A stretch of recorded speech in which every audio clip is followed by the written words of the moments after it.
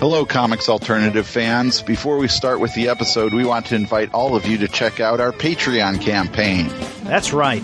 Go to www.patreon.com/comicsalternative for more details. There you'll find more information about the campaign and the cool rewards levels we have. For as little as $1 a month, you can help us maintain good quality comics talk, and the more you contribute, the more perks you get.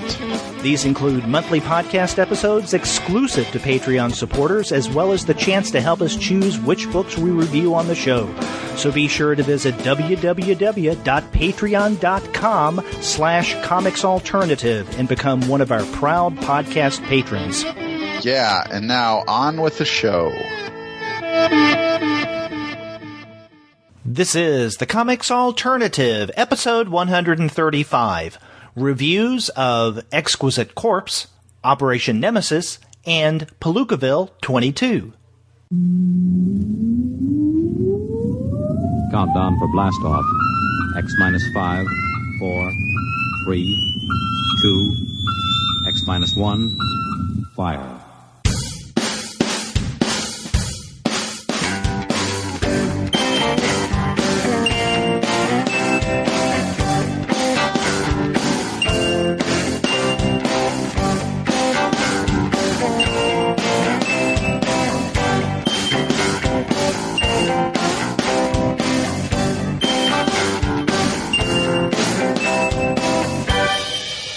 Hello and welcome to another episode of the Comics Alternative. I'm Derek. And I'm Andy, and we're two guys with PhDs talking about comics. And this week we're going to be looking at 3 new titles, all of them books. First, we're going to begin with Exquisite Corpse from Pénélope Bagieu. Next, we're going to look at Operation Nemesis, a story of genocide and revenge, written by Josh Blaylock and with art by Hoyt Silva. And then finally, we're going to wrap up with issue or volume 22 of Seth's Palookaville. But before we get to a discussion of those titles, we want to let all of our listeners know that this episode of the Comics Alternative is brought to you by the wonderful folks, the incredible folks at Discount Comic Book Service. Go to their website, dcbservice.com, for all of your comics pre-ordering needs. There you'll find all DC, Marvel, Image, and Dark Horse titles at 40% off of the cover price if you pre-order. For all of the other publishers, you'll find that those discounts are 20 to 35% off cover price, and every single month you'll find incredible specials, and May is no exceptions. Now, sometimes those specials are at 45% off cover price. Sometimes they're at 50% off cover price, but many times those discounts are more impressive than that. That's right, and they always have lots of bundles going on at DCB Service. And the great advantage of the bundles is you're getting a 50% savings instead of buying those issues individually. If you buy them in bundles, it's a huge savings. Now, for the month of May, they have a lot of bundles. They have a Vertigo bundle, a Valiant bundle, lots of other bundles. But if you're really, really into the Marvel Secret Wars that's coming up, you can get the entire Marvel Secret Wars bundle for 50% off. Yow. Yeah. That's a lot of bundles and a lot of discounts, Andy. It is. Yep. You can't go wrong with these guys. That's Discount Comic Book Service. Visit their website, dcbservice.com. That's dcbservice.com. They'll take care of all of your comics pre-ordering needs. And after you do get your comics there, please be sure to send them an email and tell them that the two guys with PhDs sent you. That's right. I also wanted to tell listeners that we are also sponsored by Audible.com, who has more than 180,000 audiobooks and spoken word audio products. Wow. They're the leading audiobook publishers, and you can choose many comics-related titles, such as Sean Howe's Marvel Comics, The Untold Story, David Hadju's The 10-Cent Plague, The Great Comic Book Scare and How It Changed America, Douglas Wolk's Comic Con Strikes Again, and Rob Kelly's Hey Kids, Comics, True Life Tales from the Spinner Rack. That's right. There are those books and more.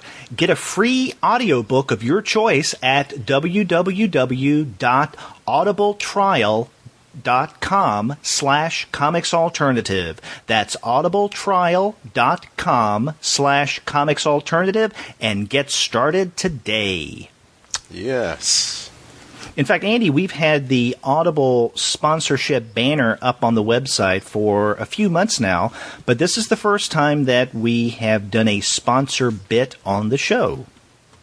Yeah, and Audible is an extremely popular service, so I hope that listeners will take a look at that and take advantage of it. Yeah, it's a 30-day trial. You get a free audiobook for trying it. I've done it before, so I can swear to it. In fact, that's one of the things that Andy, you and I were talking about the other day is we only have sponsors on the show, or we'll talk about sponsors on the podcast that have something to do with comics in some way or another.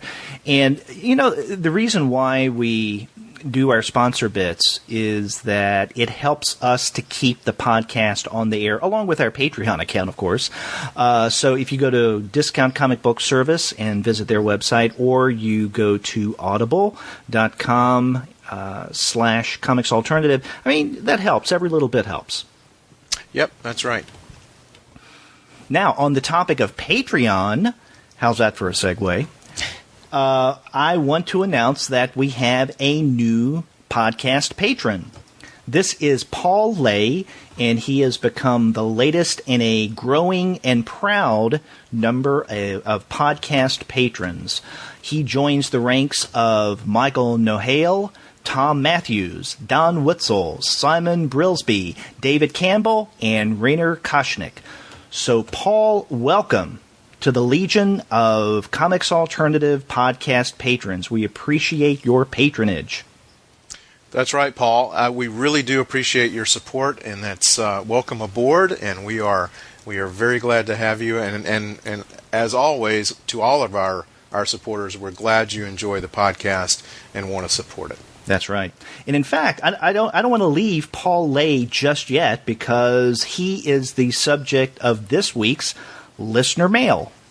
Mail time. Ooh, the mail's here. That means we get to see our old friend, Mailbox. He wrote to us. Well, I think first he tweeted about a week ago, and then he wrote an email to us later that elaborated on how much he enjoys the podcast. Paul wrote, "Yes, indeed, I enjoy the depth with which you cover previews, and most of what you cover for that matter. In fact, with the bevy of comic podcasts out there, I'm thankful when you live up to your name and discuss A, the kind of fantagraphics drawn in quarterly and second books you highlight, and B, analysis without fear of intellectual depth and critical rigor while retaining comics fandom's general geniality. I'm also a fan of the Royal Wolverton pairing," and he says, parenthetically, no disrespect to Dr. Kunka or others. "Your geniality is easy on the ears." Well, that's nice to hear. Yeah. "I'm at the dissertation stage of my PhD in language, literacy, and culture in Berkeley School of Ed, a qualitative researcher. Comics aren't part of my research agenda yet, but I plan for them to be at a later point. In the meantime, hats off to you gentlemen for watering the deep end of the conversation. Cheers, Paul Lay." Wow, that's really tremendous, Paul. Thank you so much for that. Yeah, very kind words, and we hope that Andy Kunka doesn't feel left out there.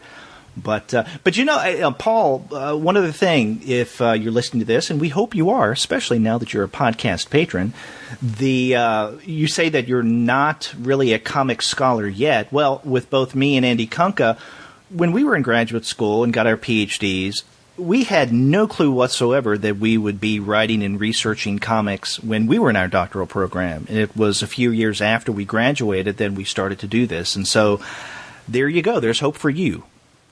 That's right. And best of luck with that dissertation. And I can tell you from experience, it will end. You will make it. Keep plugging along. You'll make it just fine. That's right. Well, Andy, you want to get into a discussion of the titles for this week? Yes, we got 3 books to look at. Let's do it.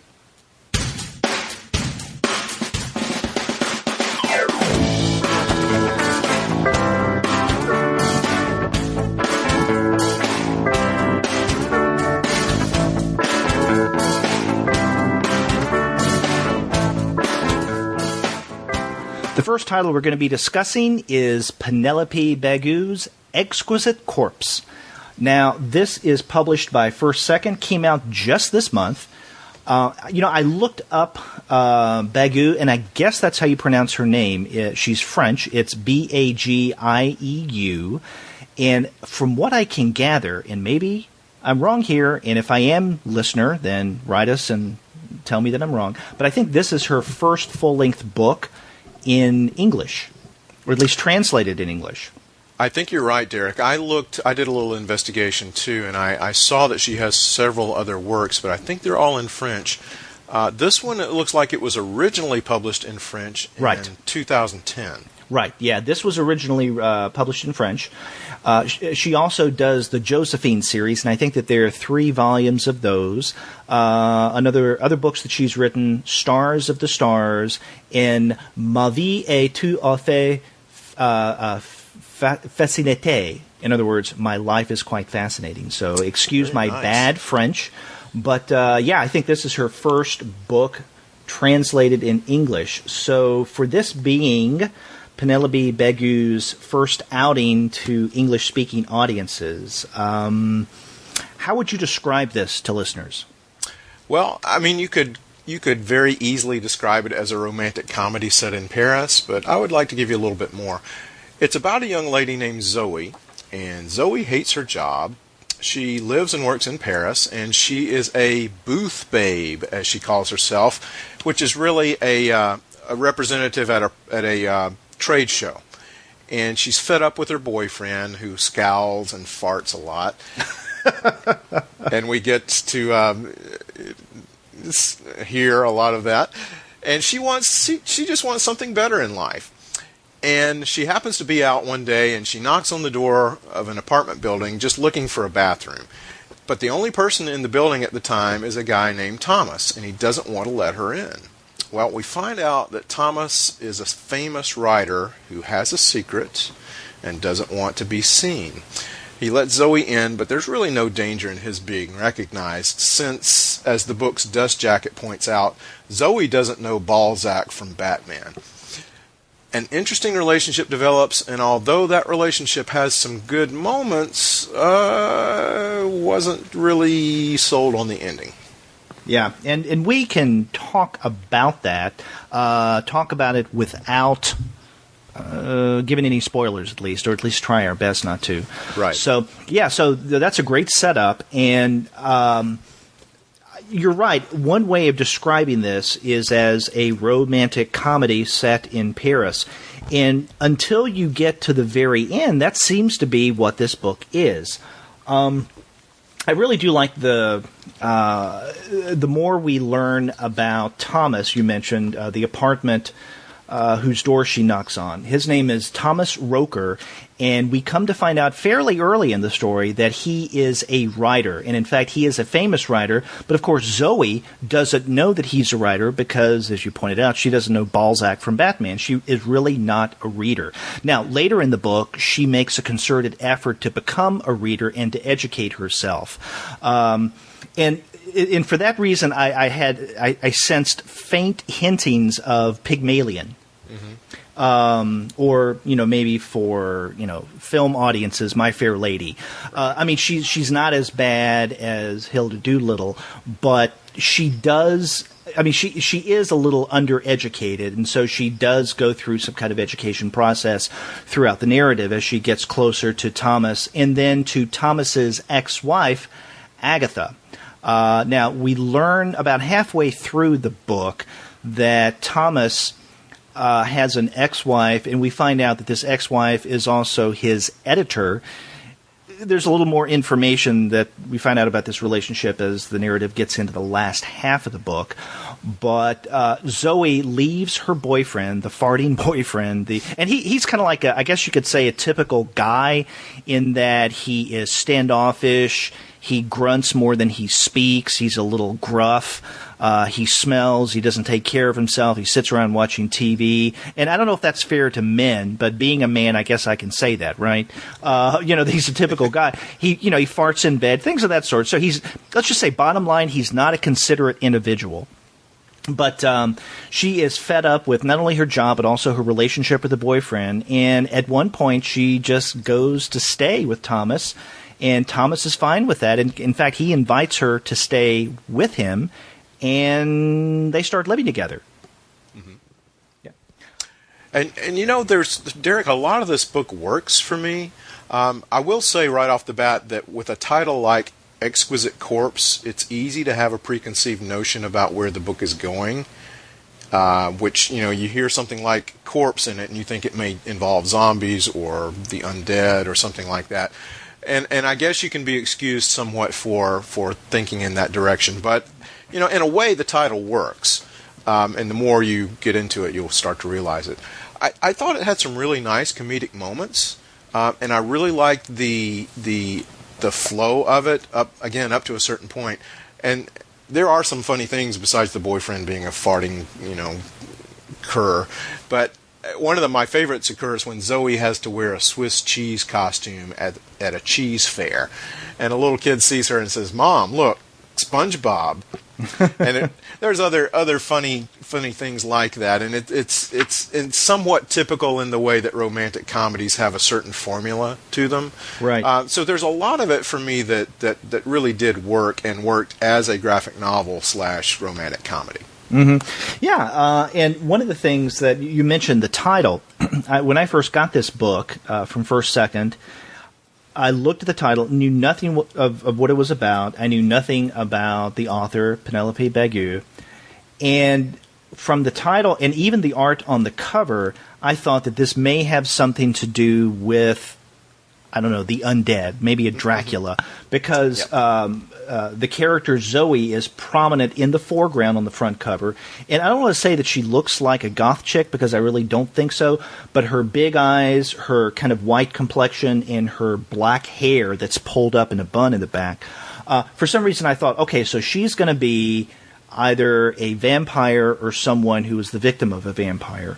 So that's where that title took me initially in my speculations before I cracked the book open. But yeah, it has nothing to do with horror. So you learn what the corpse refers to in the title in the last part of this story. And well, let me ask you this, Andy. Maybe we should have talked about this before we started to record, but do you think it would be a spoiler to indicate what this corpse refers to? Yeah, I think so. Because I don't think it does, but... Okay, well, I think it does. Okay, so I'll defer to your judgment, because I've been told that sometimes I don't have the best of judgment in life. But so, okay, yeah, I mean, there's a reason why there is a corpse, so to speak, maybe a metaphorical one, in this title. So, and that's where it does come into play. So, definitely not a horror title, definitely nothing to do with zombies or the undead or anything of the sort. Let's talk a little bit, though, about the problematic ending. And I say the problematic ending because even though both you and I like this book, in fact, we didn't even confer on this before we started recording, but we found out, I guess, through Goodreads, where both of us listed this book as having read it, preparing for the show. We had similar takes on it, and neither of us were overly thrilled with the ending. How can we talk about the ending of this book without giving anything away? Well, I guess we could... I think the main thing that I would tell listeners is the ending doesn't work because, for me, it strains credulity. You have certain expectations, and again, I don't want to give anything away unless we just wanted to do a spoiler alert. We could do that maybe. But you get to the last part of the book and you just think logically, logically everything in the first 3/4 of the book could happen. Maybe even has happened in certain situations, but the last quarter of the book, it just wouldn't happen in the real world. And that's the problem. When you set things up that could happen in the real world, even if they don't, but they have the potential for happening in the real world, and then the end of the book, you just throw all that stuff away and have something that's completely untenable. That's what wrecks the book for me. It's interesting because to me it's not so much the last quarter of the book that was the problem. It was the last few pages. And the last few pages, when I say that, I mean the last maybe 3 tops 4 pages is what I had a problem with. I think that it wrapped up very quickly. It's almost as if Bagieu thought, okay, I just want to get this done, finish it up, and then move on to another project, because it seemed like a quick, almost an easy ending for me. Yeah. But it's what that ending did that also caused a problem for me. And without giving anything away, I think I can say, without giving anything away, that my problem with this is that it undermined the way we had been led to believe who Thomas Roker was. Right. Throughout the book, we learned to sympathize with him. He can, he's not without his problems, just as Zoe is not without her problems. There are things about her, just as there are things about him, that may not be the most palatable, but nonetheless, he's someone that not only Zoe comes to learn, or comes to love, but we come to love as well. And so it's that abandonment of that empathy or sympathy for Thomas as a character. I mean, it's completely abandoned at the end, and we see him. I mean, he appeared. You described, by the way, the boyfriend, Zoe's original boyfriend, as a cur. And by the way, I was thinking when you said that, that's probably one of the few times that the word cur is used on not only a comics-related podcast, but probably almost any podcast out there. That's my guess. I feel honored. There you go. But, you know, to me, it's as if Thomas becomes the cur at the end because of what Zoe and Agatha end up doing. Again, neatly, quickly wrapped up in the last 3 or 4 pages. And to me, that was... I don't know if I want to call it an abandonment of the character of Thomas as much as kind of a dashing of my expectations. I felt as a reader that Bagieu had led us to see Thomas and Thomas's relationship with not only Zoe, but his ex-wife, so to speak, Agatha, in a certain way, and then in the last few pages undermine that completely. To where the Thomas at the end, at least the way that Zoe and Agatha treat him, seems to be completely alien to the Thomas that we've seen the vast majority of the narrative. You know, you make some really good points. And Derek, looking back over the book, I think you're right. It's probably not the last quarter of the book. For me, the problems in believability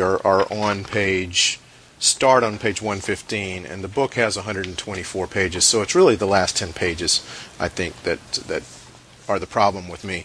And, you know, anytime we read a graphic novel, or we read a book, or we see a movie or a television show, whether it's really spelled out or not, the author of that or the director of that work has basically made a contract with the reader or the viewer. And that contract, again, it's not spelled out, but it's like, I promise to tell you a story, or, you know, if it's a mystery, it's going to be a mystery story. If it's a romance, it's going to have certain things in a romance that the author promises to deliver in a way. I mean, again, it's not a real promise, but it's kind of a implied one. Mm-hmm. And I felt that promise that was set up in the book, that this is going to be a romantic comedy. And as the book progresses, there is a certain believability. There's not that much really suspension of disbelief. But again, like you said, in those last 10 pages, the suspension of disbelief just completely crumbles. And I'm glad you mentioned about the relationship. There's a moment when Zoe and Agatha have this kind of heart-to-heart talk. And at first I thought, I'm not sure this is really believable, but then I started thinking, you know, maybe Agatha has never really had anyone to confide in with this problem that we really can't talk about because it's a major plot point. Maybe Agatha has never had anyone to talk about this with, and Zoe is the first person that she's been able to tell the truth to. I think if you believe that part of the story, then you will believe most of the rest of it, aside from the last 10 pages. And I'm glad also, Derek, that you mentioned Thomas. Thomas isn't really a bad guy, but to me, for all the time that we spend with Thomas, I don't really think he's developed that much. I really... You kind of see what makes him tick, but in a way he's not a really more than a two-dimensional character to me. See, that's interesting, because I saw Thomas as a little more... rounded or more of a three-dimensional character than I guess you did, but I think that roundedness or that three-dimensionality is truncated at the very end. And you're right, it's not the last 4 pages, it's the last 9 or 10 pages where all of this really occurs, this kind of shift and undermining of the story that Bagieu had set up. But, I think that because of what happens at the end, it's almost as if we have to see him now as a two-dimensional character. But I think had the ending been different, then his three-dimensionality would have been more insured. In other words, at least the way that I was reading him, I was looking at him as someone who, yeah, he's flawed, but at the same time, there are certain facets to him that you can't really put your finger on, let's say, one definition of who Thomas Roker was. He was a little more complex than that. He definitely wasn't a cardboard cutout in any way. But I think that with this ending, what Bagieu did was to make him more of a two-dimensional character. And that is unfortunate because I think he had a lot of potential there. Now, looking back through these last 10 pages that you had highlighted, another thing strikes me, and I don't think I noticed this the first time around. We do see, and again, without giving away the ending, there is a new Zoe. Okay, and in fact, she now has assumed another name. Her name is Ariane Solal. And you see her with very short cropped hair.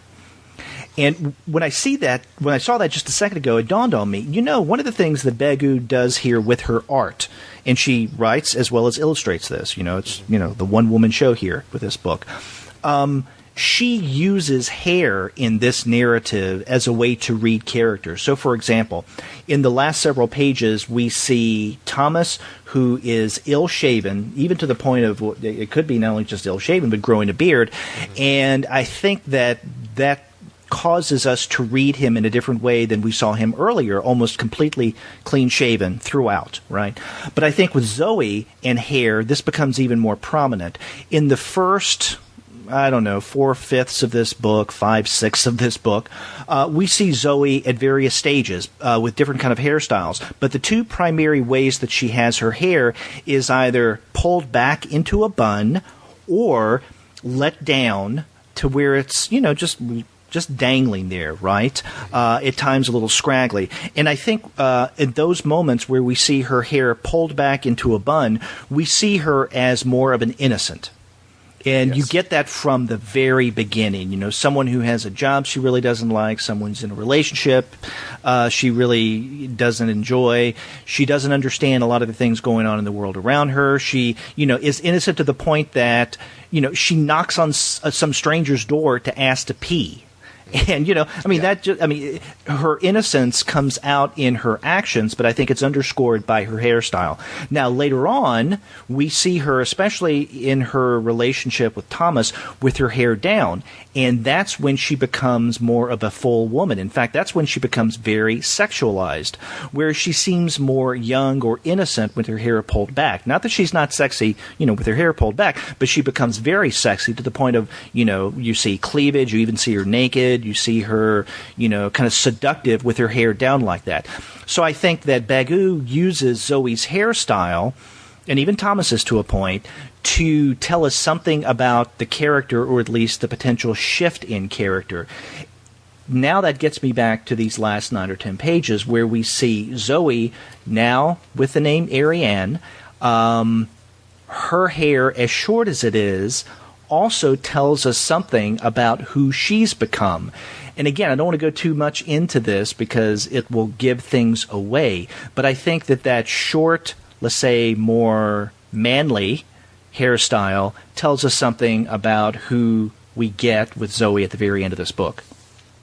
Yeah, I think that's a really, really great observation, and I had not thought about that with the hair and the different ways that the hair is styled and conveyed, but I think that makes a lot of sense. There's definitely a transformation going on with Zoe throughout the book, which we see come to its completion at the end. So yeah, that really makes a lot of sense. One of the things that I wanted to bring out too was the visual style. Now, Bagieu says in an interview that I read with Bleeding Cool that her illustration style is largely influenced by animation and picture books from the 50s and 60s. Which makes sense. It does make sense, and I think that works really, really well. And I think it works well for this romantic comedy type of graphic novel. I think she has a very good visual style and pacing too. Comedy is hard to do, whether you're making a movie or a television show or a novel or a graphic novel. Comedy takes a lot of good. You have to have a lot of good timing choices, and I think she does this really well. And she also uses color to enhance the mood very well. In Thomas's apartment, there are dark shades and blues in Zoe's apartment, and then shades of red as Zoe's relationship with Thomas develops. So I think she does a lot of the visual things really, really well. Mm-hmm. Yeah. I know that we focused on the problem of the ending, but I don't want to. I hope we're not suggesting or we're coming across to listeners that we don't like the book because of this. And in fact, this is a policy on the Comics Alternative from the very beginning that we do not discuss and review books that we wouldn't recommend ultimately, right? We may have a problem with, a part of it here or there, but that's fine. It's being constructively critical. So, yeah, the ending, I think, is a little too neatly tied up, and it undermines almost everything else that leads up to the very end. Still, it is an engaging narrative. The art, I'm glad that you pointed this out, is really nice, and I think that, the almost cartoony or iconic style leads a lot to its romantic comedy feel. Yeah, and I think we would both recommend this title, and especially for anyone that's into romantic comedies that maybe has not read a lot of graphic novels or maybe has never read a graphic novel. If you know someone who typically likes romantic comedies in movie form or TV form, this might be a nice gift. Yeah, definitely worth checking out. Exquisite Corpse by Pénélope Bagieu from First Second.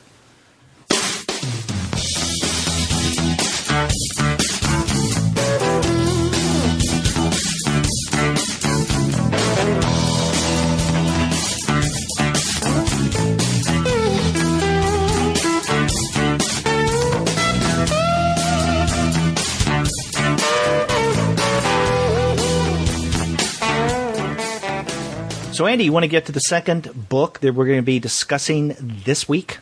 Yes, let's do. Operation Nemesis, a story of genocide and revenge. Now, this is written by Joshua Blaylock, who's actually the founder and CEO of Devil's Due. I didn't know that until I looked that up the other day. But it's illustrated by Hoyt Silva. And Silva had a series with, I think, Blue Water a while back, Quartermain.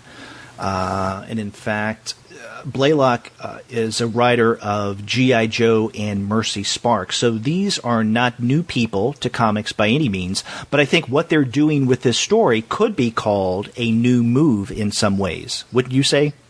I definitely think it would be as well. And I was not that familiar with Devil's Due publishing, but when I saw this solicited in previews a few months back, it really caught my eye, and I thought, this is something I want to take a look at, and I'm glad I did.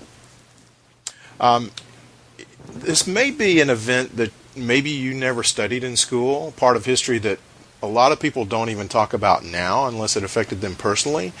And even though the events in this book, Operation Nemesis, occurred 100 years ago, the people responsible for it and their descendants continue to deny that it ever happened. And what the book is about, the book begins in 1915, and Talat Pasha, the interior minister of the Turkish Ottoman Empire, has ordered the slaughter of all of the Armenian people living within the borders of Turkey. And this totals over 1,000 men, women, over 1 million men, women, and children. And one of the murdered was the mother of a student, an Armenian student named Sagoman Telerian. I hope I'm pronouncing that right. Well, Telerian is haunted by this vision of his mother, urging him to avenge her and all of the Armenian people who were massacred by Pasha. And soon, Telerian joins the Armenian Revolutionary Federation and volunteers to become a key figure in Operation Nemesis, a plot to assassinate Pasha and all the other Turkish officials who ordered the Armenian genocide. Operation Nemesis covers that topic, and it's one of these things that could easily have suffered from being too sentimental or too heavy-handed, but I think the creators have done a really good job of not letting it do that. They've taken a lot of time and a lot of effort to tell a wonderfully artistic tale that really doesn't shy away from the brutality of the subject matter. Yeah. Now, as you mentioned just a moment ago, I mean, this actually did take place in history, but it's worth pointing out that what Blaylock and Silva are doing here, I mean, they're not creating a work of historical fiction. In other words, they're not taking a historical event and then creating some kind of fictional narrative within the context of the real world event that took place, in the past, in the early part of the 20th century. They are actually basing everything, all aspects of this story, or at least all the major aspects of this story, on historical fact. So there was such a man as Sagaman Telerian. There was such, a ruler, or at least an executive in the Turkish government named Talat Pasha. There was an ambassador from the United States by the name of Henry Morgenthau Sr. And if you know anything about American history, that should make sense to you. And in fact, all the major players in this book are historically accurate, or at least, there it was a counterpart to them in actual history. So, the masterminds behind the actual event, Operation Nemesis, and you can look up Operation Nemesis. There have been books written about this, in addition to this graphic novel. And you'll see that the masterminds behind it was Shaha Natalie and Armin Gatto, and with both, I think both of them appear I think in the last parts of the book, but they make appearances as well. And even a female character who's called Yera, Yerahanu Danielian. And again, I hope I'm pronouncing that name correctly. She actually existed. In fact, when I read this, I thought, okay, of all the characters in this graphic novel, I wonder if she's the one who was actually a work of fiction. But no, I looked her up. She actually did exist. She is the person who is the liaison between Natalie and Gatto in their Operation Nemesis and Telerian. In other words, she helped to recruit Telerian to become the assassin that he eventually became of Pasha. Right. And to add to this, the reality of it, the true nonfiction nature of it, the authors and creators have actually produced replicas of actual newspaper stories in the comic, in the graphic novel, recounting the events there, constantly reminding us not to forget that these events really happened to real people. Mm-hmm. And that's important. Now, I had, in doing the research for this book, I did not go as far as to looking up these actual New York Times articles, like, for instance, from June 4th, 1921, or June 6th, 1921, to see if these were the actual articles that were published. Did you? I did just a basic amount, and it seems like that they are legitimately replicas of the actual articles. Yeah, I mean, I wouldn't doubt it, because why would you be historically accurate with everything else and fudge a little when it comes to these New York Times pieces and even some photographs? So there's that. Yeah, this is a work. This is a work of graphic narrative that is a slice of history. So this is a history book. It's not just historical fiction. This is, telling a story that actually took place with figures that actually existed. Yes.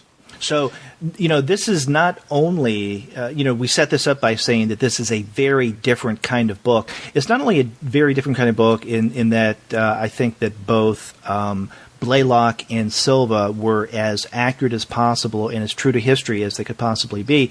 But as you introduced, this is a historical event that is often not remembered or glossed over especially with the tragic events of the 20th century that took place after this. Of course, the most notable is the Holocaust with a capital H. This would be considered a Holocaust with a lowercase h.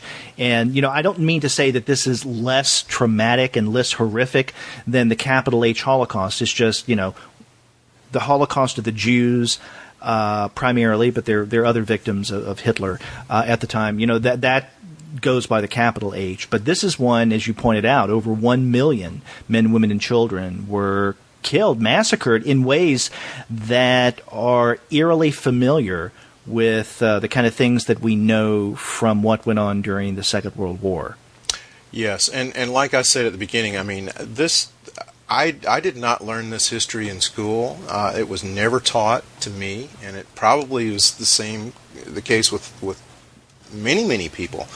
And the only way I found out about it was reading some of the years ago, some history of World War II, and there might have been a mention or two of it. But I have a more personal connection to it that I want to let you know about in just a moment. But there is a scene, and it's very important. There's a scene in the graphic novel with Hitler, and he it's very clear that he did not forget the Armenian genocide. And in a 1943 quote, he famously said of the Nazi conquest of Poland, quote, "The aim of the war does not consist in reaching certain geographical lines, but in the enemy's physical elimination, who, after all, still speaks today of the annihilation of the Armenians." Mm-hmm.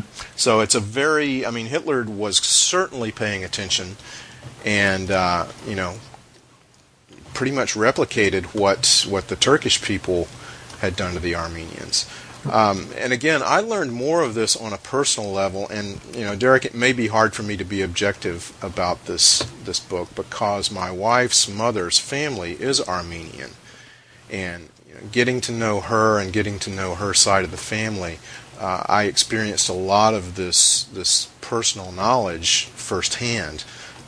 She did not, obviously, she's not old enough to have experienced the Holocaust, or her grandmother, but the people that she knew did. I mean, they were in Armenia. This was their lives, and many of the people they knew were slaughtered through this genocide. Was this something that was talked about in her family? Yes, they do talk about it. They have a they're very open about it. They're not if you ask them about it, they will certainly tell you about it, and about not only about the genocide, but about Armenian history, which is very rich, just a wonderfully creative culture and a very warm culture and a warm people. I've learned so much about the Armenian people, so this was something that was very personal to me to read. So I may not be as objective about this book as I may be about others, and this is a book I do want lots of people to read. And trying to be objective, I do think it's a very good book, and a couple other factors that I'll talk to about the book in a moment. Yeah. Now, I'm with you. I think that this is a really good narrative that they have, historical narrative that they have recreated here. There were places in this book, though, that I found a little difficult to follow. Now, I'm reading it. You have a hard copy. I'm reading from a review copy PDF, and usually PDFs, the color's not the greatest. Many times it appears a little darker than the actual printed material does. And there were times that I thought that the color tone in the story was a little too dark for me. And in fact, there were some cases where it was difficult for me to figure out definition. Like who and what. But again, I think that may be more a function of the PDF than anything. Another issue that I had was the way that the story was told, because what Blaylock does in recreating the events is he bases everything, or the story primarily is being told, or I guess the core of the story, during the trial. During the trial of Tellurian. And so there are quite a number of flashbacks, and anytime you're dealing with shifts in time, flashbacks, flash forwards, things could get potentially confusing, especially in comics, because when you have the word balloons, you have to be sure that when someone is saying something in a word balloon, that it's either anchored both spatially and temporally, and if it's not, then there's the potential for confusing which time shift is this being spoken in or even thought about. And so there were times where Tellurian is not only speaking to the court, but it's like he's also speaking to himself, or maybe to us, the reader. And at times I wasn't exactly sure what time period we were reading in, or what narrative level we were reading in. Are we in the immediate level where he is conversing directly with us, the reader?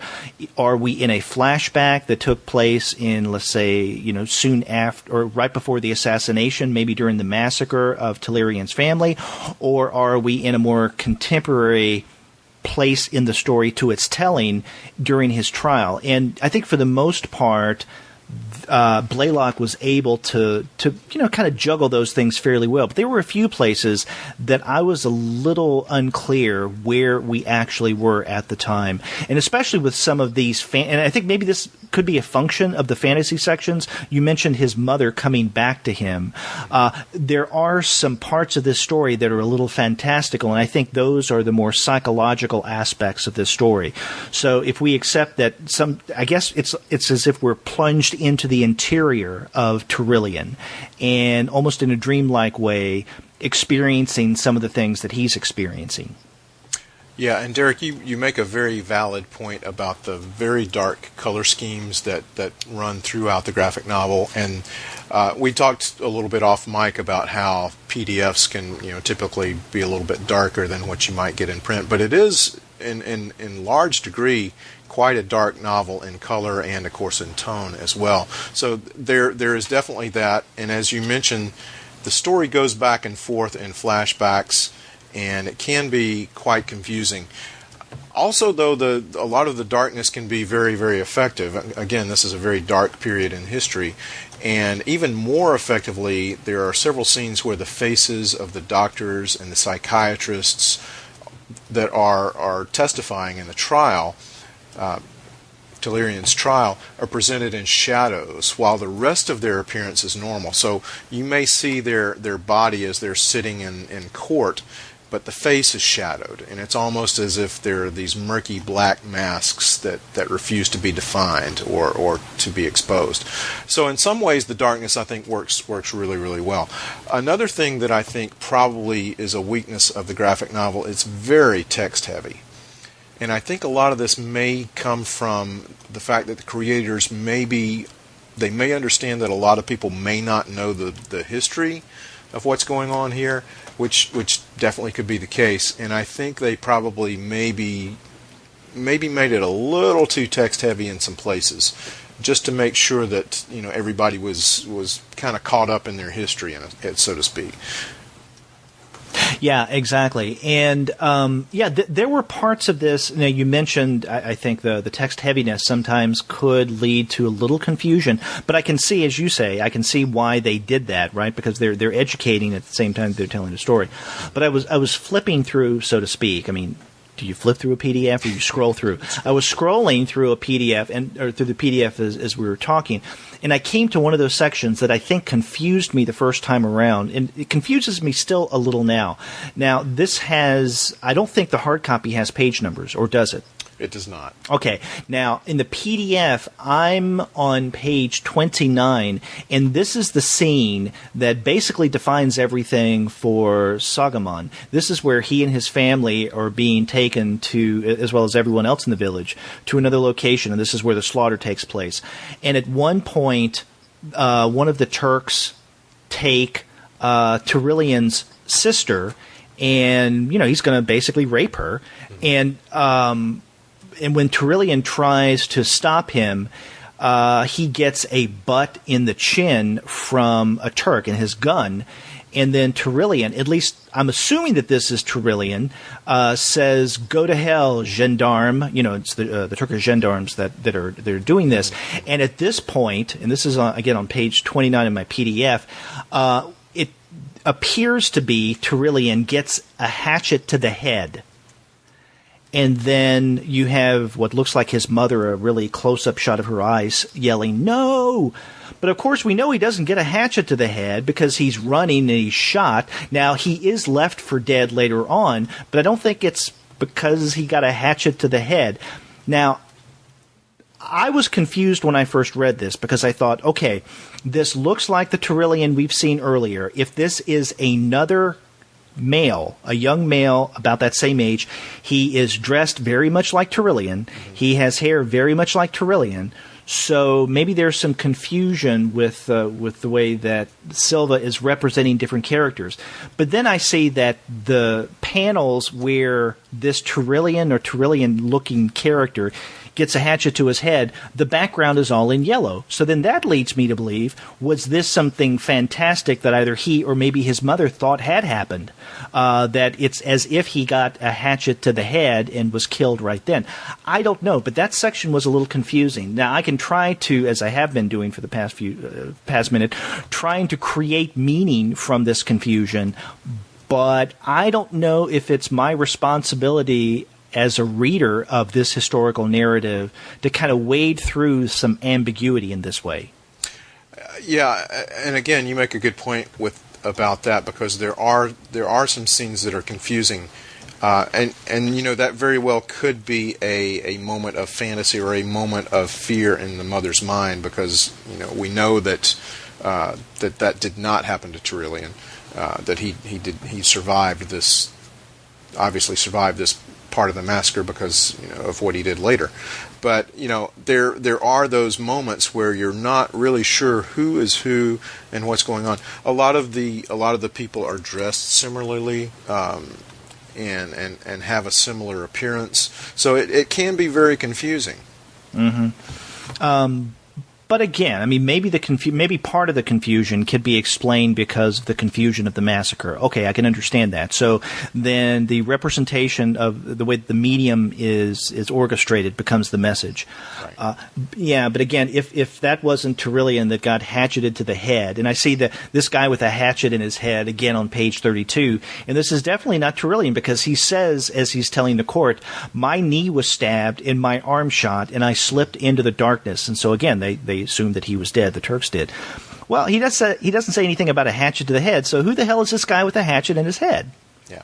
And why does he look so much like Tyrillian? Yeah. And there are a lot of things that I said Tyrillian. I said Tellurian. I'm sorry. Yeah. Yeah. Yeah. There are a lot of scenes like that are a bit confusing. You know, and again, that could be, as you said, part of a fantasy element or an element in his mother's mind. You know, the mother imagining the worst that could happen to her son. Some of those things are just not very clearly brought out, but I think the intent of it is just, again, to show the absolute horror of what happened. I mean, even if that did not happen to Tyrillian, it probably happened to many, many other people. And also to tell readers that this is a very graphic account. There are some very disturbing images here, so it's not for the faint of heart. Exactly. And to bring it all home, you have a short essay at the very end of the book, or close to the very end of the book, written by David Krikorian and Thomas Dodarian. And they basically explain why this is an important story to tell and why it's worth remembering, why it's worth telling. And I think this is a very moving brief essay, and as a part of that essay, you see a couple of photographs. In fact, the essay, or at least part of it, has a title, Family History, and you see two photographs, each of which is a family, an Armenian family, and one looks like a photograph that was taken in Armenia. It looks like the Old World. And then another one looks like it was taken in the New World. I mean, it could have been taken in Armenia, as far as we know. Who knows? But it's no. This is taken in America because you see the soldier who was from New Jersey, right? Yeah, Right, they explain this. So, yeah, you have these two photos. And so in doing this, you have the essayists, Kerkorian and Dodorian, doing what Art Spiegelman did in some ways with Mouse, in that he incorporated actual photos into his comics narrative in a way that really punctuates the story, but also it kind of punctures at the same time the fictional illusion, right? I mean, it's one thing to look at cartoons or comics and read about a particular historical event, traumatic or otherwise, but it's something else entirely to be presented with a photograph of the reality, and it really does hit home. And so when I said it both punctuates and punctures the narrative in a way that makes you even more aware and even very uncomfortable with what you've just read, and purposefully so. Yeah, you're right, and purposefully so. And there's a reason when this came out when it did. April was the 100th anniversary of the Armenian Genocide, so I know that it was very important for them to get this as close to the actual anniversary as possible, which they did. And it appears, just looking online at other reviews, that this book is getting a quite a bit of attention, which I'm delighted that it is.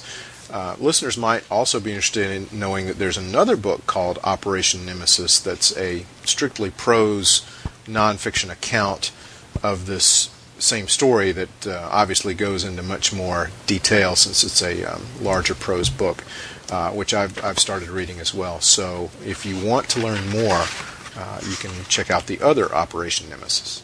That's right. And I wonder if part of the popularity of this graphic novel is partly due to Pope Francis. Mm-hmm. Because just recently, he did come out and publicly acknowledge that this was genocide, and of course, kind of pissed off some Turks. Yeah, well, the Turks still deny it. Mm-hmm. So definitely worth checking out. Operation Nemesis, a story of genocide and revenge.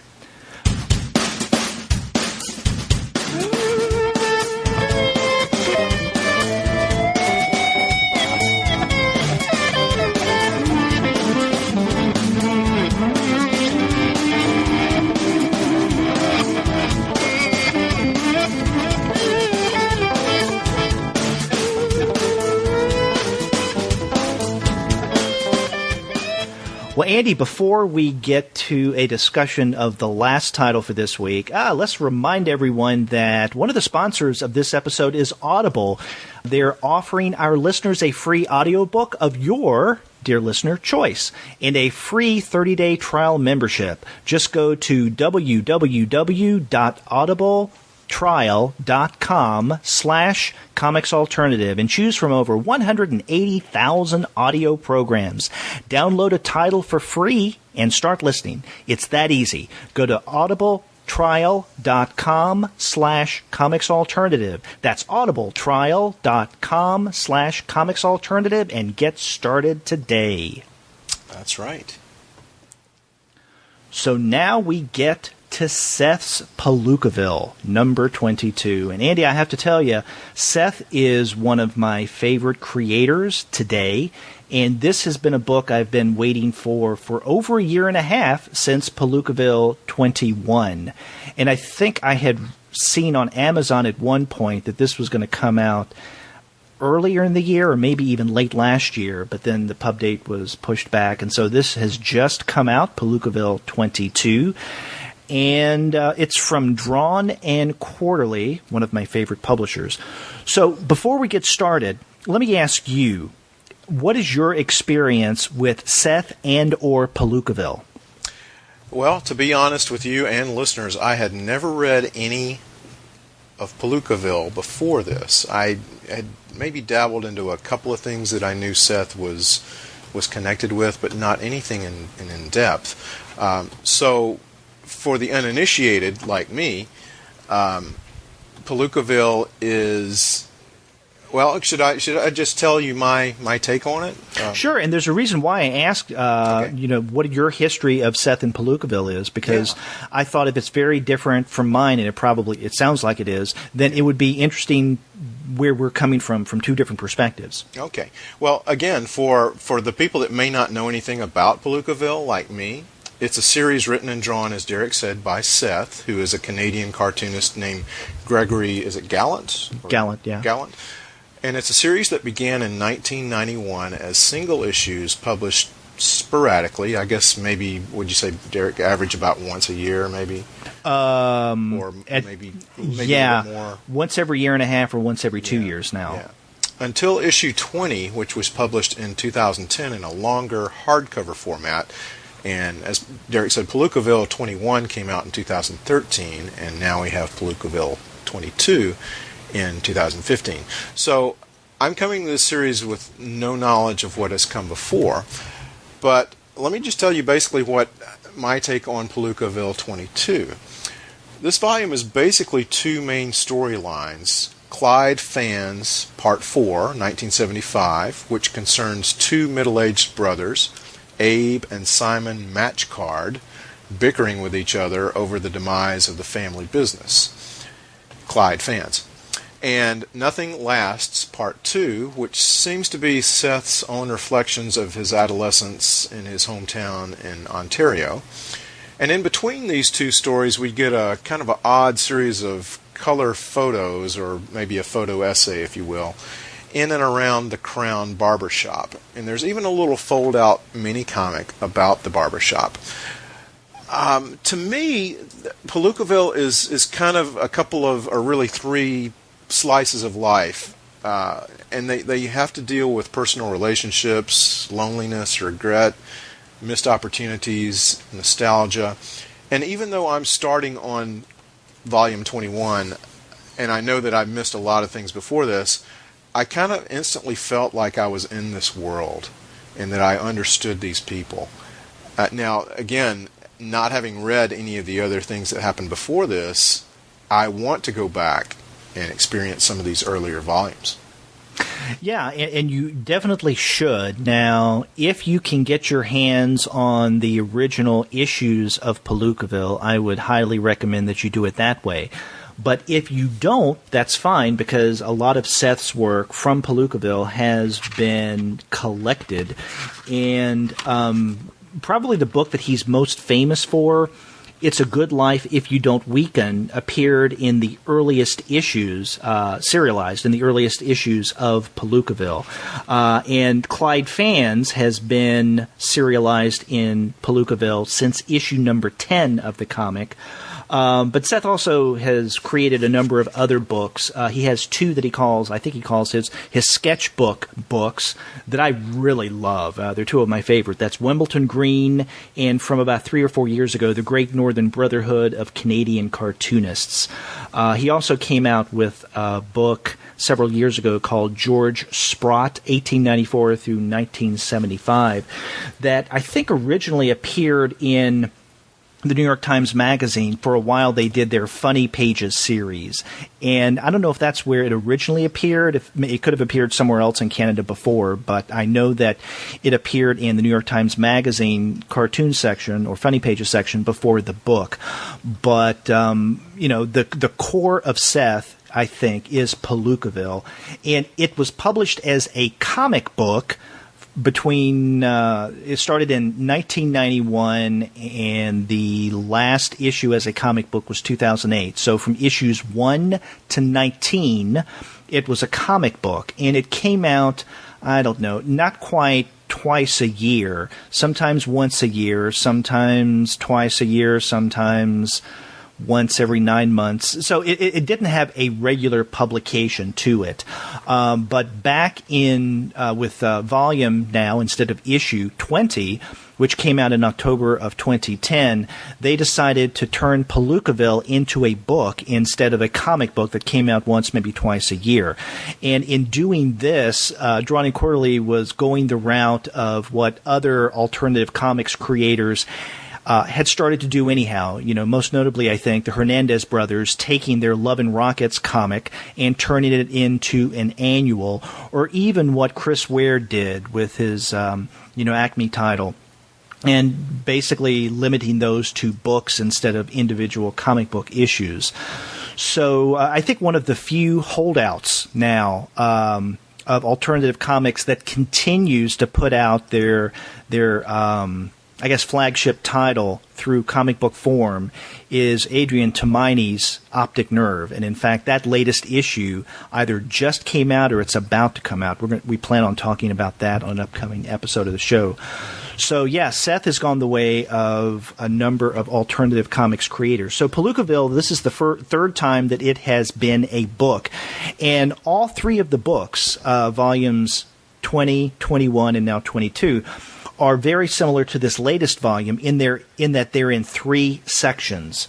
21 that came out in October of 2013, like this latest volume, has the first section, the latest installment of Clyde Fans, and then the third section as Nothing Lasts.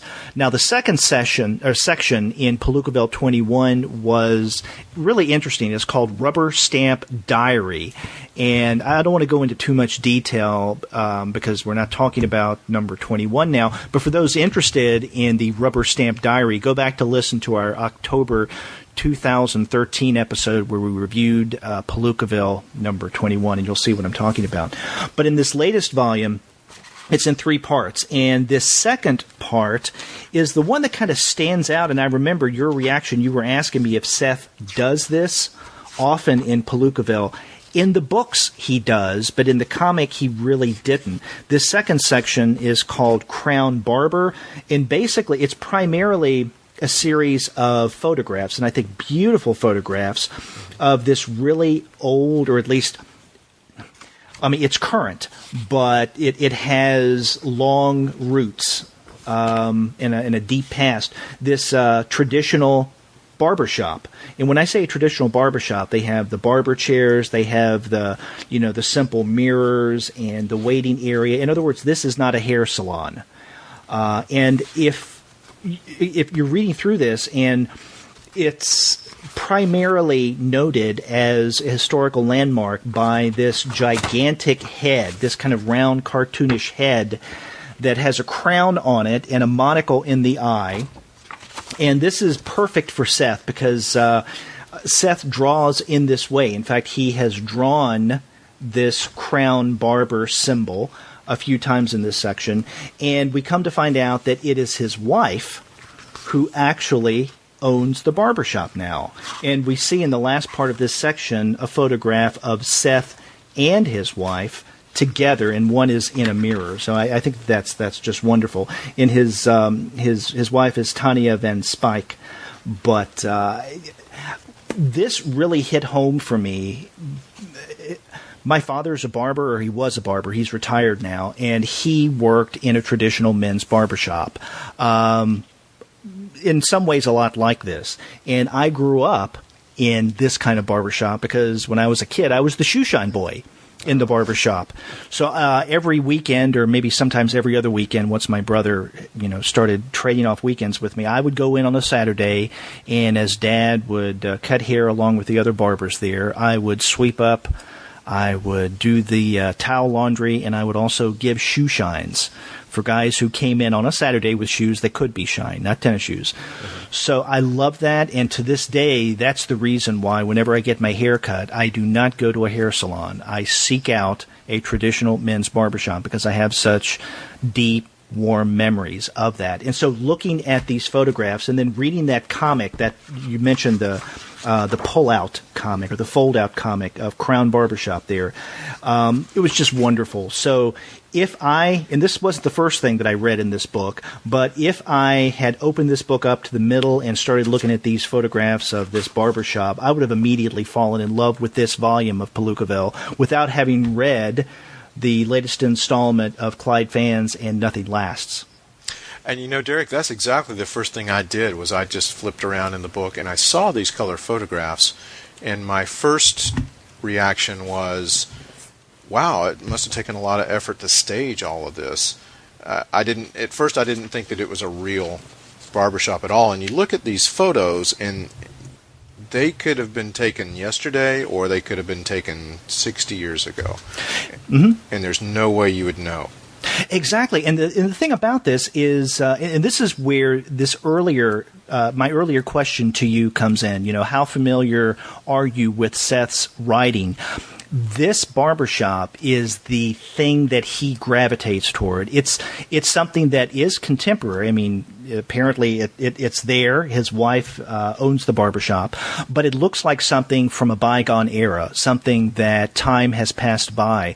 And those are the kind of people, those are the kind of settings that Seth keeps returning to again and again in his narratives. For instance, if you have the opportunity to read or take the opportunity to read It's a Good Life If You Don't Weaken, it's all about that as well. And in fact, Seth, who appears in his own comics, as well as, I guess, Seth stand-ins, or at least his protagonists, they all seem to have a link to a past that no longer exists, and there's a bit of melancholy to this. And in fact, every time I read a Seth story or an installment of a story, such as the latest installment of Clyde Fans, I come away with this heavy emotional feeling, kind of a downer, but a downer in a good way. It's very effective. I think that Seth is one of the most emotionally impactful writers in comics today, and I think much of that does come from this melancholy that his characters experience of things are different from the way they used to be. Even the way he presents himself in public and in his photographs. He's someone who he wears a fedora. Now, I admire a guy who wears a fedora. I have fedoras, and I try to wear them whenever I can, but I don't wear them near as often as Seth does. He, often wears a suit and a tie, so he does look like someone who you would say, be acquainted with from the 1940s and 1950s, maybe into the 1960s, but definitely not the kind of person in the way that they dress today. So even he himself seems to be a man out of time. And I definitely got the sense of that, and I had a connection to it, and really with all three of these stories, especially the last section, Nothing Lasts, Part 2. And it's interesting that Seth and I were born in the same year. And maybe that's why so much of this connected with me, is because we are, from the same era. Even though he grew up in Canada and I grew up in the Deep South, there's so many parallels to what he has written and drawn here. So many things that I can connect with.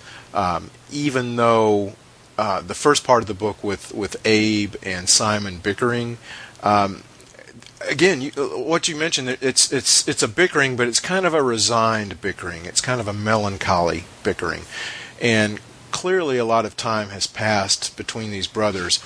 And you kind of get the feeling that they're just kind of marking time, that the most important parts of their lives have already passed them. But, you keep going. There's a really nice section in there where Abe is reflecting, and he says, nothing sadder than an ex-salesman with too much time to kill, bothering busy men with real work to do. And it's almost as if he's admitting that his life is in some ways inconsequential, but you have to keep going. Exactly. Now, focusing on this first part of Palookaville 22, which is the latest installment of Clyde Fans, you had read no Clyde Fans before picking this book up, correct? Not that I'm aware of. Okay, so were you able to get into the story at least as best you could, even knowing that there is quite a bit of story so far? Well, it was clear that, obviously I had missed a lot of what had happened, but it was also clear that these brothers were involved in a business venture that had definitely gone south. I didn't know at that point, and really don't know now, at what point the business went south or how far it went south, but it's clear that they have had some disagreements, that they have had some issues with each other, and that things are not going as well as they once did. Right, but I guess my question is, were you able to get into the story fairly quickly, even with no familiarity of the previous storyline of Clyde Fans? Yes, and I think the reason for that is because I think Seth draws these characters, and by drawing I mean far more than just illustrating. He draws these characters so well, and even though you don't know what happened before with them in their lives, you know enough about it just from the way they talk to each other, the way they look at each other, the way they do mundane things like light a cigarette or pour a drink. That baggage or that history is there, and it comes out in the story. And it's not really important that I need to know everything that's happened before that, because Seth really just drops you into that world, and you feel like you know these guys. Yeah, and the reason I ask that is because, again, your experience with Seth is quite a bit different from mine. And also, in preparing for today's show, I did something a little different from what I did to prepare for a discussion of Palookaville 21 about a year and a half ago. Now, when I think Gene was on the show with me at that time, when Gene and I reviewed Palookaville 21 a year and a half ago, what I did, it had been so long since I had read a Clyde Fans installment, I went back through all of my comics and reread every single Clyde Fan installment to prepare for book 21 or volume 21. So wow. I was going through all the installments in Palookaville numbers 10 through 19, the installment in the book number 20, and then prepared for 21. Now, this time around, I didn't read all of the Palookaville Clyde Fan, segments, but I did reread the Clyde Fan segments in 20 and 21. And of course, I was quickly reminded of everything that had happened before. But I had Clyde Fan's book 1 on hand just in case. And it's interesting in that Clyde Fans has been collected in 3 different books so far. Part 1 was collected in kind of a slim book, and I think paperback. Part 2, the same thing, I think. But then both of those were collected into book 1, and I have these. I have definitely book 1, but I don't know if Seth will publish any other collected versions of Clyde Fans until he wraps everything up. Mm-hmm. He may not, I don't know. But I went back and reread the Clyde Fans installment in Palookaville 20 and 21 before the current 22. And so I could easily get into the story. Now, with the installments in 20 and especially 21, we see more of the life of Abe, the older brother. Simon is the younger brother who comes across as definitely non-salesman material. He is a failure. In fact, if you go back and read those earlier segments of Clyde Fans that make up book 1, you'll see that a good bit of the story is a flashback which recalls Simon's attempt to go out of town and sell fans, and about how he fails miserably and just sees himself as a failure after that. So he's definitely not like his brother Abe, who becomes he's a little domineering, and you can even see it in this latest installment from volume 22. But to me, what's really interesting is this relationship between Abe and an old girlfriend of his, Alice, and we got the first part of that relationship in the previous Palookaville number 21. And I remember, I think, that Gene and I commented on the fact that in the Clyde Fans from Palookaville 21, there seemed to be a iconic theme of faces. There were a lot of faces, either faces isolated or faces that were close-ups, or even like fish-eyed, like looking through a door, a little, what do you call it, a door window? Like a keyhole? Yeah, not a keyhole, but the peephole, that's peephole. It. Okay. Yeah. Where it kind of distorts something that's really close up. And so there seem to be a lot of faces there. And I think in this installment as well, we do see quite a number of close-ups. And, for instance, on page 94, there is this image of Alice's face that had actually appeared in Palookaville 21 that says, "I love you, Abe." And that appears at least 2 other times in the story. Most prominently on page 111, a full page that has Alice's younger face that says, "I love you." And then the facing page, 112, is the older Alice.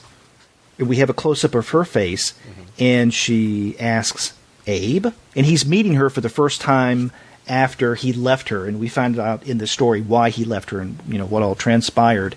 But there seems to be something similar going on here. Another thing about Clyde fans in Palookaville 22, and you wouldn't know this if you didn't read the installment of Clyde fans in Palookaville 20. Okay, so if you look at toward the very end of this story, this is, let me see, page 103. Mm-hmm. Okay. Okay.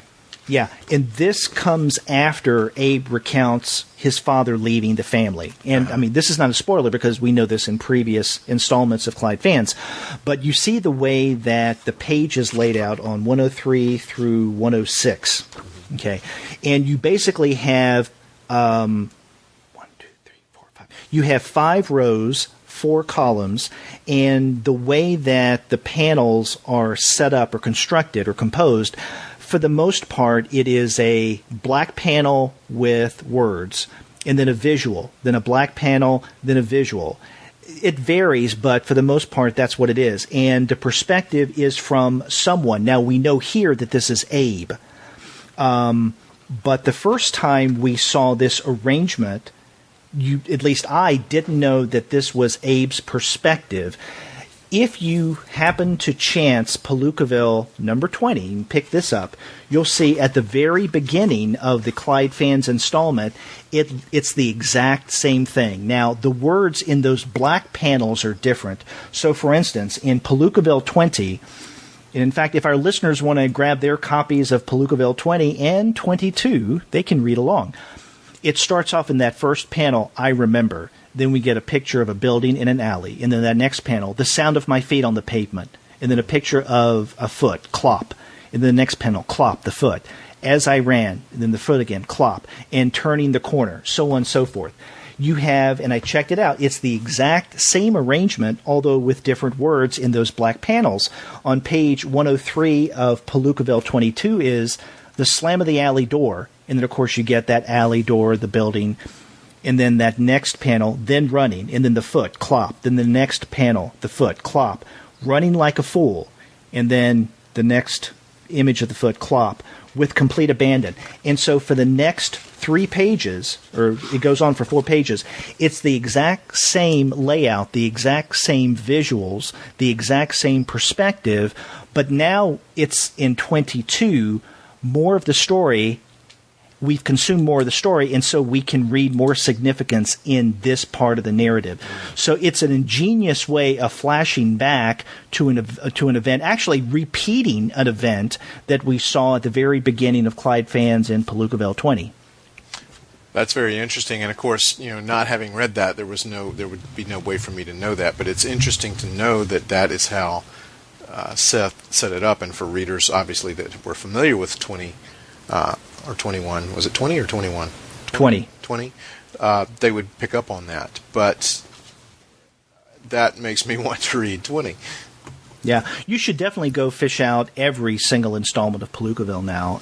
It's definitely a story worth reading, and I wonder when Seth will end it to where it could be collected. Yeah.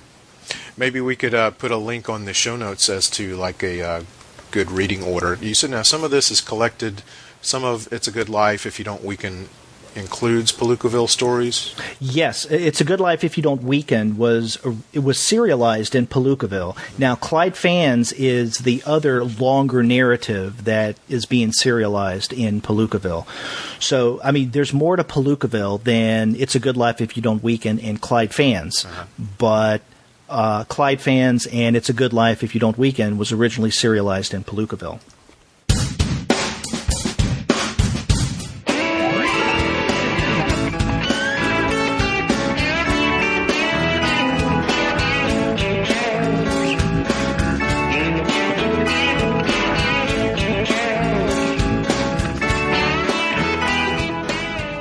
So now let's talk a bit about the third part of Palookaville 22, and that is Nothing Lasts, Part 2.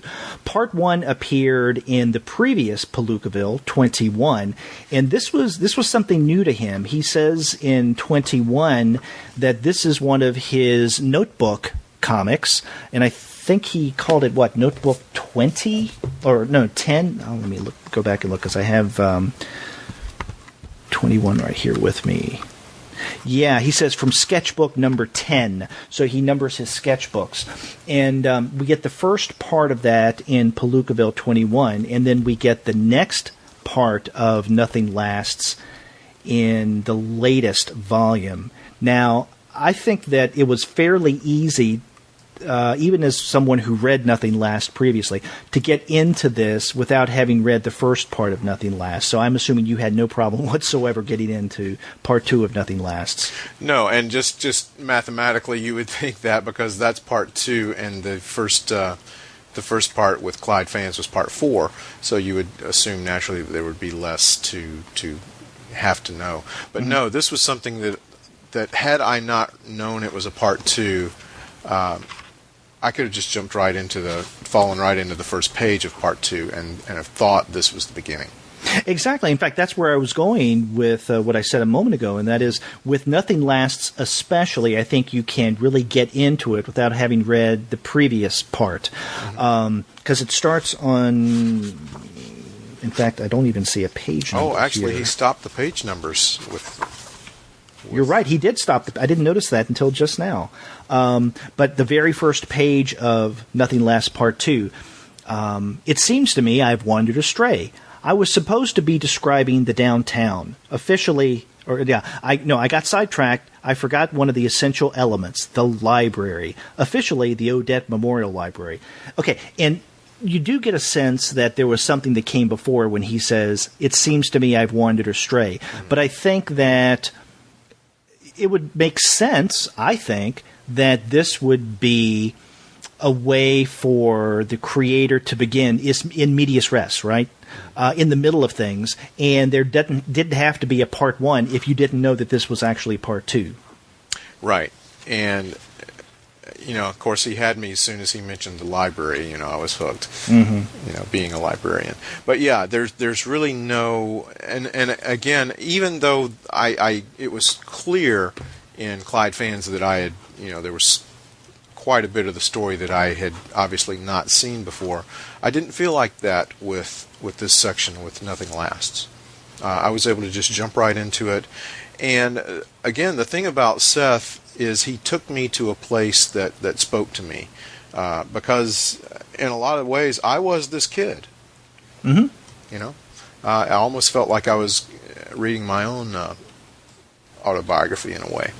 So because one of the things that strikes me about this autobiographic representation here is the loneliness at times of Seth as a young man, as a boy, and then as a young adult. His relationship with his mother really stands out here, and I don't want to get too personal with you here, but I mean, you can empathize with the loneliness. Oh yeah, and this in so many ways, because the narrator here also speaks about having older siblings. I believe was it 2 older siblings that were out of the house now? 3, I think. 3? At least 3, yeah. Yeah, and it was that way with me. I have a brother that's 12 years older than I am, so there was a huge gap.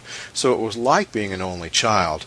And this, all of the things, the library, the comic books, all of that really, really resonated with me. And so it was, not that the other part, the Clyde Fans, didn't, but it was just really... Again, maybe part of that was because there were some similarities, and part of that is because of the time that Seth grew up at the same time that I did, and it's just good storytelling. Oh, exactly, yeah. And in fact, it's this Nothing Lasts segment that appears in first volume 21 and now in the latest 22 that we were mentioning melancholy, coming back to that word several times earlier in the discussion. I mean, it's this Nothing Lasts segment that really hits home. I mean, you can read Seth's comics and his narratives, his fiction, and you can try to see the person, Seth, or the persona in the characters he creates. But that's a tricky game, right? Mm-hmm. To see a creation as a representation of the creator. And that's a hole sometimes you just don't want to go down into. But when an artist comes out and tells you in so many words, hey, I'm writing about my own life here, in a sketchbook, no less. So this has quite a bit more authenticity to it. I mean, in other words, we're more apt to believe that he's representing his actual life here. And I think that makes it much more poignant to me. Yeah, I do too. Actually, Seth, and again, you are probably very familiar with this method that Seth uses. There are, for the people that have not read this, there are several pages where Seth will give you an overview of the town, or an overview of the Big V, which is one of the drugstore, drugstore that he goes in. When you, and they're all small, as you said before. They're all these 5 rows of 4 short panels. But the way, if you took all of the panel edges away, this would be just one large picture. But exactly. The way Seth has done it is he's isolated the big picture into small panels, which is very symbolic, because he, as the narrator, is very isolated in the town, at home, at the Big V, the drugstore. In all of these places, he's very isolated, yet he's part of the big picture, but we don't ever see the big picture without the panels getting in the way. Exactly. And it's interesting to hear you describe it this way, and also to use the word isolate or isolation. You used it twice at least, I counted. Because with you not having really read Seth before this, in many ways, what you just said describes much of Seth's style. And I think isolation is a big part of it. I used the word melancholy earlier, and I think along with this is isolation. And not only in terms of character or character psychology, right, where you have his protagonist who seemed isolated. I used the phrase man out of time earlier. I mean, there's a lot of that as well. But what he does visually in his comics is he'll isolate moments of time, and he'll do this largely through architecture. You'll see buildings, you'll see skylines, you'll see a part of a building or a part of a roof, a section of a facade. You won't get the entire picture. Or maybe you'll see a part of a street, but not the entire thing. In other words, what he'll do is he'll isolate certain aspects of the observable world.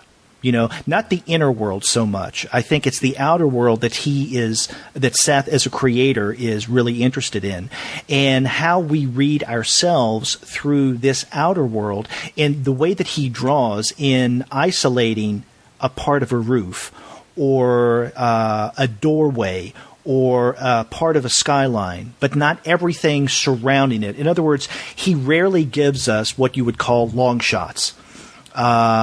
With full composition, and there's a reason why, as you pointed out, we have these smaller panels that are in a 20 panel page grid for the most part, right?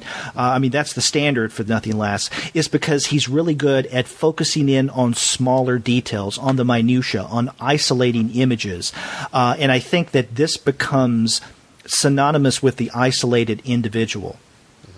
Yeah, I definitely think so. And there's one page near the end that I won't go into detail, because I want readers to experience this on their own. Although I will, I think I will read part of it.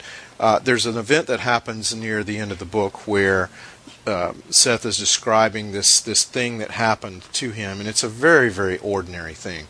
But he talks about it. We see it happening, and he says, "That's it, the whole memory. Hardly worth mentioning, you'd think, except for the fact that it has remained with me so steadfastly. It is such a visceral memory that I have thought of it at least once a week every summer for the past 30 years."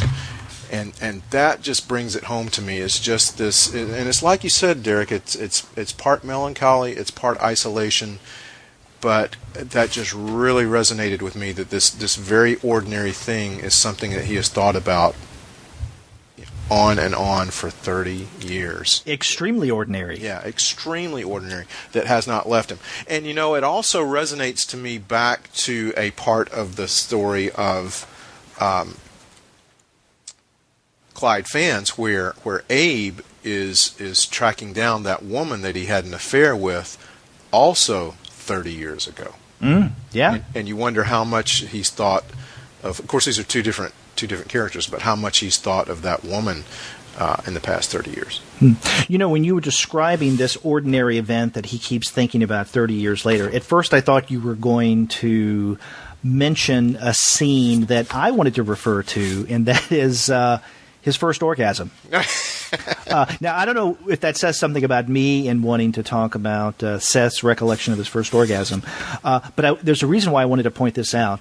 And again, we don't have page numbers here, but he's telling us that he is in his room and he's looking at one of the books that he checked out from the library. He said it was kind of a book with racy drawings, and then he's a young boy, and he had it. Okay, this happens. Okay, it's natural. It just happens.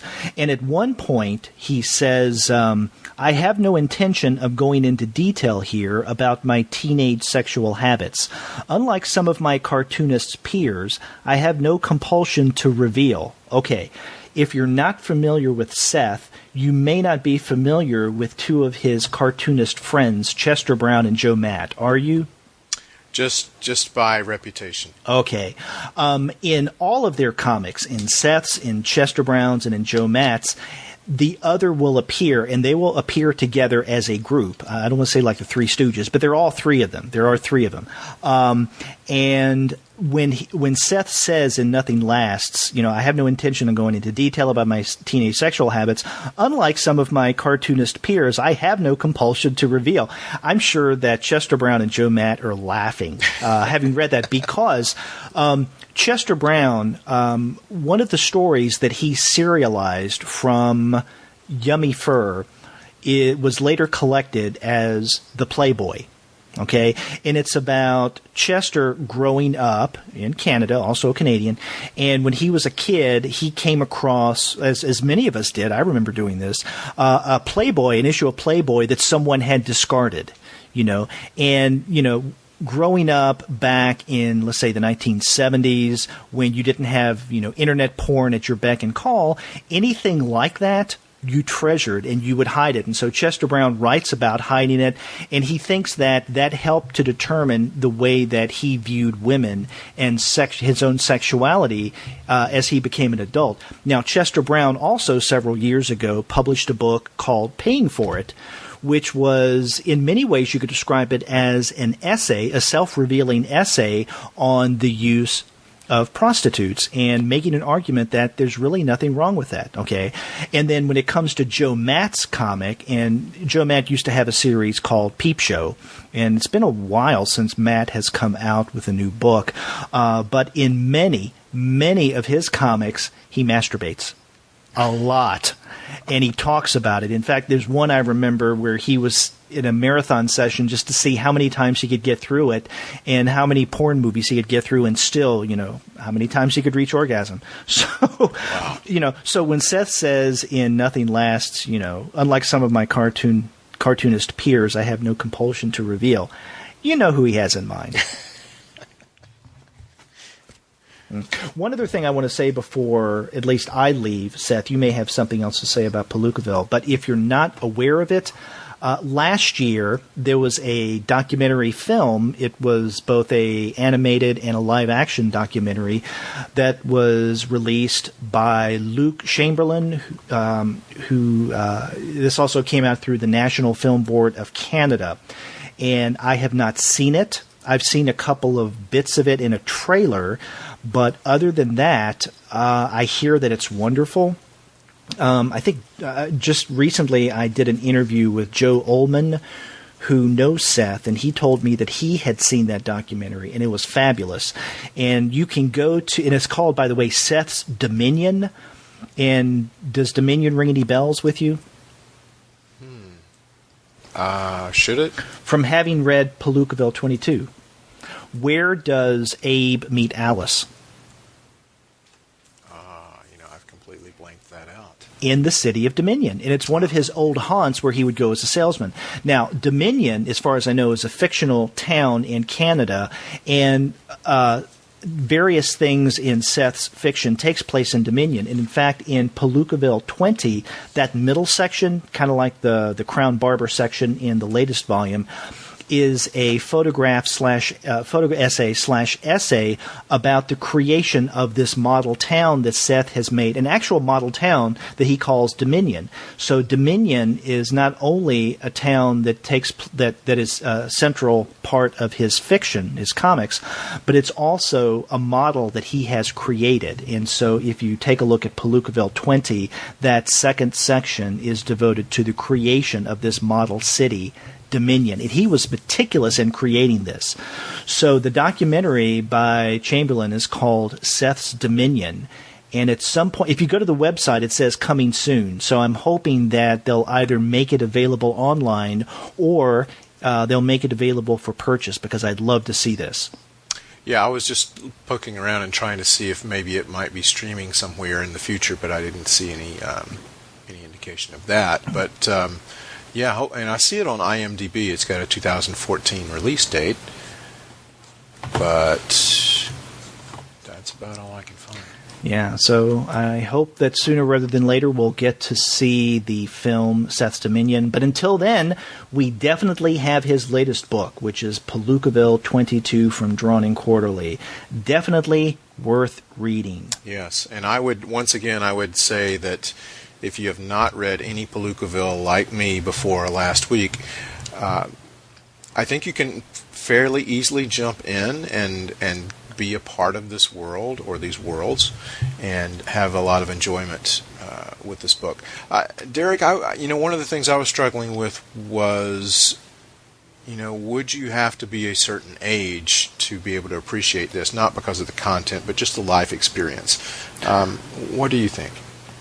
Well, I think adult would be preferable. Right. But I think even young adults could get something out of this. I mean, there's something to be said for empathizing with Seth, or at least his protagonist, as you and I have been saying that we do, right? Mm-hmm. Especially with Nothing Lasts. We can understand where he's coming from and the experiences that he went through in Nothing Lasts, because we went through some of the same things. Or we can empathize with Abe and or Simon because of certain life experiences that they've had. But I think that one of the beauties of Seth's comics is that you don't have to be of or around the age of the creator to understand it. In other words, you don't have to be as mature as we are. I think it's something that younger readers could appreciate it. Now, would they? I don't know, but I think it's something that you could appreciate. And I think part of the reason for this is for something you just mentioned a second ago, and that is that with Palookaville as a whole, you don't absolutely have to know the backstory to jump in and start enjoying the latest installment of Palookaville, Clyde Fans, or Nothing Lasts, or what have you. And so that's why it's different from, let's say, a lot of comics that people read, especially superhero narratives, right? It's kind of hard to just jump into the middle of things because there's an entire world and backstory that goes on with not just the superhero universe, but with the superhero. Now, there is a big, long, thick backstory with Palookaville and its various narratives, but with each issue of Palookaville, either in comic book form or now in book form, I don't think you need to know the previous installments or the previous issues to understand and enjoy what's going on in the current one. Okay. I can see, though, where it would be frustrating to have to wait as long as you have to wait between volumes. Yeah, and, I know it's a cliche, but good things come to those who wait. It would be great if we had Palookaville coming out more frequently, but again, that's the fan in me talking.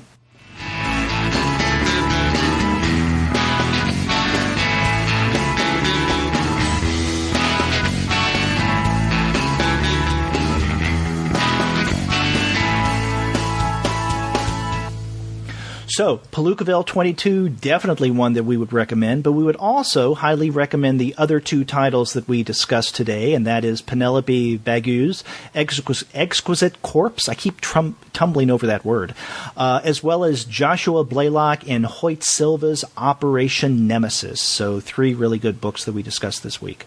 Yeah, it was a lot of good stuff to look at this week. That's right. And if you want to look at good stuff on your own, a good place of finding that good stuff is at the website of our sponsor, and that is Discount Comic Book Service.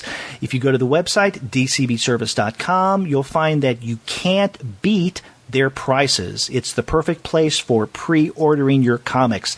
That is dcbservice.com. And after you do get your comic books there, get in touch with us and let us know the kind of things that you're going to be reading. If you go to our website and you click on the Send Voicemail tab that appears in the right part of your browser or mobile device, click on that, and it's as easy as just speaking and leaving a message. Or you can call us the old-fashioned way. Our phone number is 415-3-COMICS. That's 415-326-6427. You can also contact us by looking at our Twitter page, and we are the number 2 guys with PhDs. Go to our Twitter page, and you can find out all of the news there and all of the updates to our website and to the blog. And you can also contact us via email. You can reach us at 2guys@comicsalternative.com. You can reach me at wolverton@comicsalternative.com. And Derek, how can we reach you? You can email me directly at derek@comicsalternative.com. You can also find us on Facebook, on Tumblr, and on Instagram. You can subscribe to the podcast through iTunes. You can stream us on Stitcher. You can also find us on TuneIn. And you can find every single one of our episodes, as well as our reviews and comics-related commentary that appear on the blog. And the website is comicsalternative.com. Yep, lots of ways to contact us. Let us know how we're doing. Yeah, and in fact, do what Paul Lay did. Send us emails and let us know how much you enjoy the show. And also, like Paul, you can follow up by becoming a podcast patron by going to our Patreon account. That's www.patreon.com/comicsalternative. Let us hear from you. Yes, please do. And until then, I'm Derek. And I'm Andy. We'll see you later.